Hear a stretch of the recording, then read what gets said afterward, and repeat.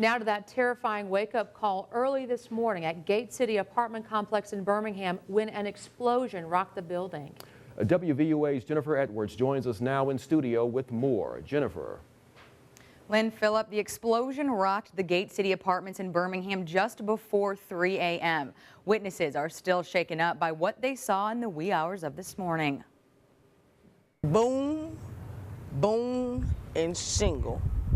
That was it. Hattie McGlone says this morning's explosion was so loud she woke to the sound of her window shattering in her apartment. I looked out of my back bedroom one day and I could see people's running and screaming, and they was partially dressed and they was hollering, "Save the babies, save the babies, save the babies."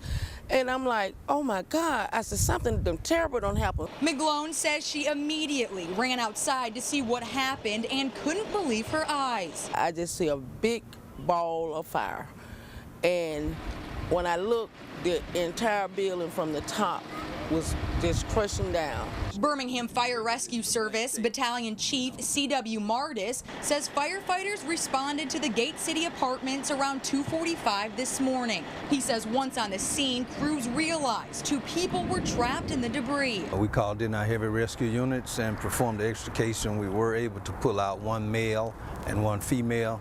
The male was transported to UAB hospital in critical condition.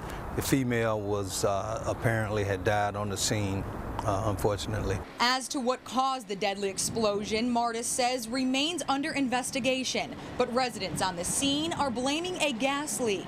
We've been reporting gas leaks, and HUD have been out here inspecting. All the utility companies were on the scene. Alagasco was on the scene, the electric company was on the scene. But right now, this under investigation, cause unknown.